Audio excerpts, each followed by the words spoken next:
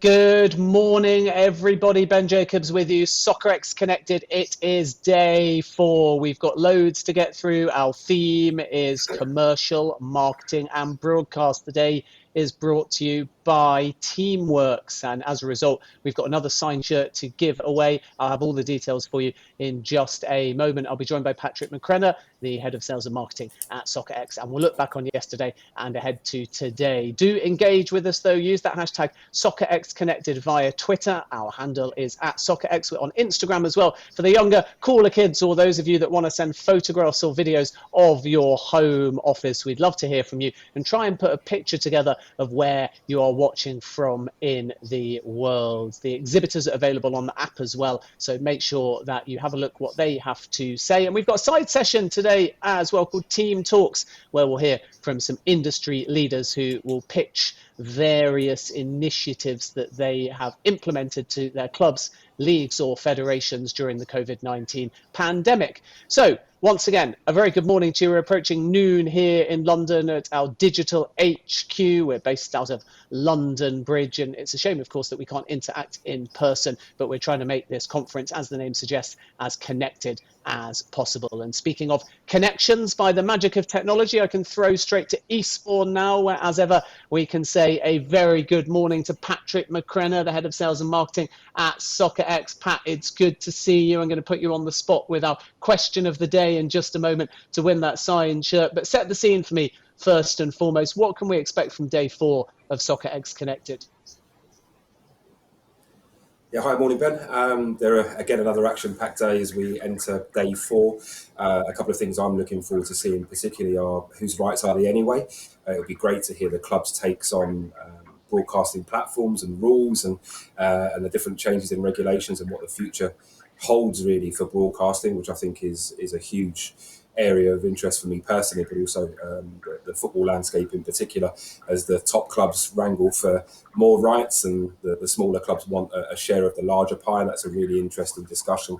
And I think looking at football and how it's developed into a brand from the game that we all grew up watching and loving for 90 minutes on a Saturday, now it's on your phones, on your laptops, on your iPads on a daily basis, and really finding out where we go next with that really, I think will be an interesting panel for sure.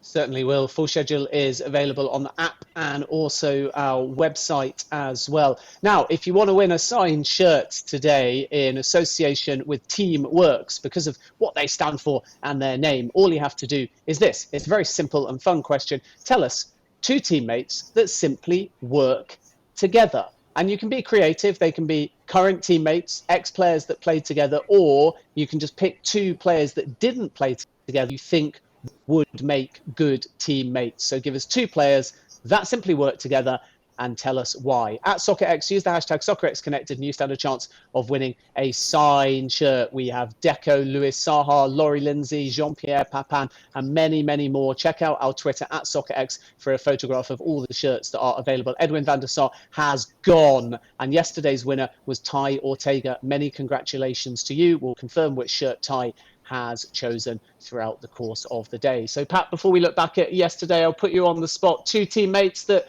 simply work together. I know you're a Liverpool fan, so I'd be expecting you to sort of say Firmino and Salah, but given last night's disappointing loss to Brighton, maybe you need to pick a different football club. Wouldn't go that far, but what I might do is give away my age when I say 2 of my favourite players playing together were Beardsley and Barnes in the 87-88 season for Liverpool. And a hinge of regret is always hanging over not being able to see Torres and Suarez up front for Liverpool together as a fearsome double up top. I think that would have been a fantastic pair to see. Unfortunately, we didn't, and Suarez went on to do what he did at Barcelona following leaving Liverpool, and Torres had already gone to Chelsea, so that was a dream dashed, but I think they would have been great together. But yeah, Beardsley and Barnes, 87-88, I think were a great pair to watch. Yeah, nice combination. That Lineker and Smith at my team at Leicester City is another good one as well. So 2 teammates that work together stand a chance of winning that signed shirt. Right, let's take a brief look back at yesterday now. We had some stellar speakers, including Eni Aloko and Mike Nashville, who's back today, the GM, Mike Jacobs, I should say, the GM of Nashville in the MLS. But one of our key panels was on mental health and particularly focusing on, is enough being done for footballers after they retire to protect their mental health? And we were delighted to be joined by the founder of Player for Player, Stilian Petrov, who used to be a midfielder for Celtic and also Aston Villa. And he gave us a great insight into his upbringing and how that affected his mental health. I experienced it myself. I had a very demanding dad, and this is something that I can share. I had a very demanding dad. He won't let me be weak. He won't let me show weakness at all.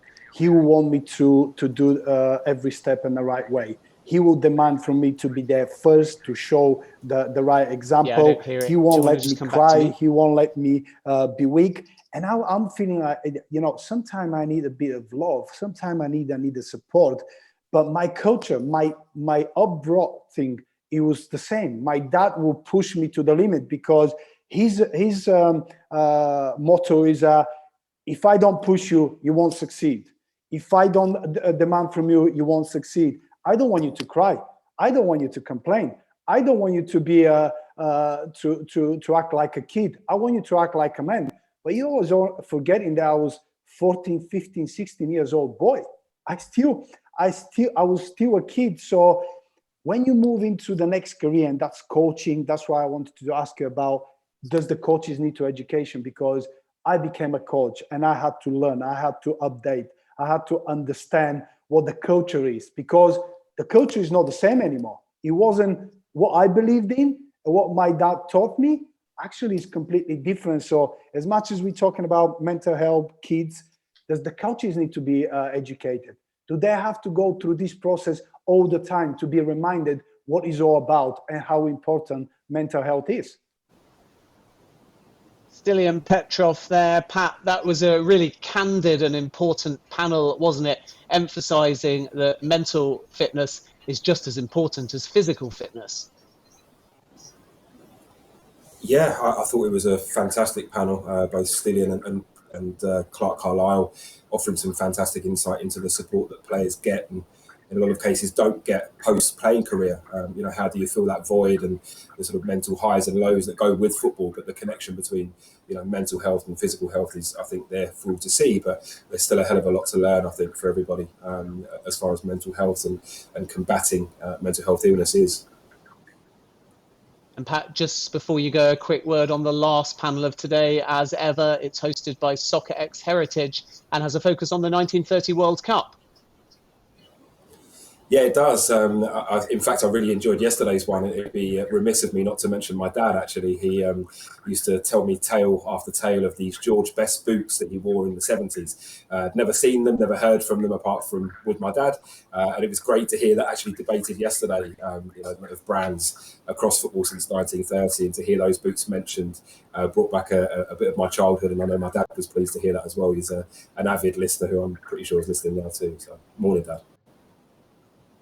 Yes, thank you very much, Pat, and good morning to Pat's dad as well. What's his name, Pat?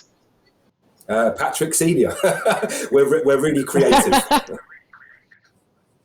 Amazing. You've got a son as well. I hope that that's not Patrick Jr., otherwise it's going to get very confusing. Pat, thank you very much indeed for now. We look forward to seeing you tomorrow. No problem, Ben. Appreciate it. And a note from my youngest daughter, she appreciated you coming on today dressed as Barney the dinosaur. So we appreciate that.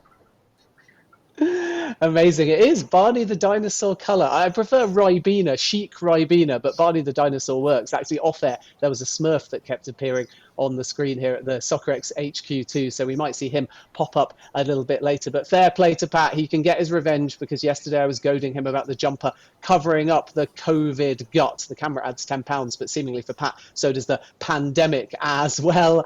A very good morning, though, to all of you, including Pat's father, and I hope that he engages with us on social media as well. Always great to have a family feel to these kind of conferences as well. So we are approaching noon now on day of Soccerex Connected. We're getting underway with our first panel in just a moment. That is football, the brand. It gets underway at 12 o'clock, so in just under 10 minutes time. And then at 1 o'clock, we've got On the Same Page, improve fleet welfare through team communication. So stay with us, use the hashtag Soccerex Connected, enter to win that signed shirt in association with Teamworks. Just tell us which two players work together. They can be teammates, or you can pick two players that didn't play together and explain why they would make good teammates. So once again, a very good morning from London. It's day 4 of Soccerex Connected. Stay with us.